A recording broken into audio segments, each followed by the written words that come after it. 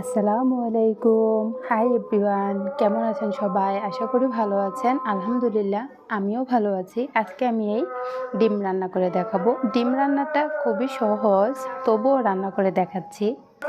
প্রথমে আমি ডিমগুলো ভালো করে সিদ্ধ করে নিব।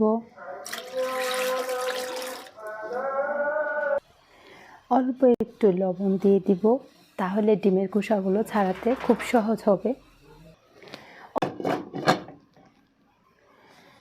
ডিমগুলো আমার সিদ্ধ হয়ে গিয়েছে। এখন আমি চুলাটা অফ করে দিয়ে নামিয়ে নিব।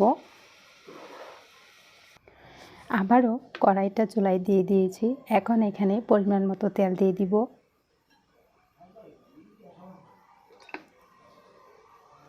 তেলটা দেওয়ার পর ডিমগুলো ভালো করে আমি ভেজে নিব। একটু হলুদের গুঁড়া দিয়ে ডিমগুলো আমি ভালো করে ভেজে নিব। ডিমগুলো আমার ভাজা হয়ে গিয়েছে। এখন আমি এটাকে নামিয়ে নিব। সেম একই তেলে আমি পেঁয়াজগুলো ভেজে নিব। পেঁয়াজগুলো আমার ভাজা হয়ে গেছে। এখন আমি এখানে সব মশলাগুলো দিয়ে দিব। আর মশলাগুলো আমি আগে থেকেই রেডি করে রেখেছিলাম। হলুদের গুঁড়া, মরিচ, ধনিয়া, পেঁয়াজ বাটা, আদা বাটা, রসুন বাটা, জিরা বাটা আর লবণ। তেজপাতা দিয়ে দিব আর অল্প পরিমাণে পানি দিয়ে মশলাটাকে ভালোভাবে কষিয়ে নেব। মশলাটা আমার ভালোভাবে কষানো হয়ে গেছে। এখন আমি ডিমটা দিয়ে দিব। আর ডিমটা দেওয়ার পর আমি পরিমাণ মতো পানি দিয়ে আবারও আমি রান্নাটা শেষ হওয়া পর্যন্ত অপেক্ষা করব।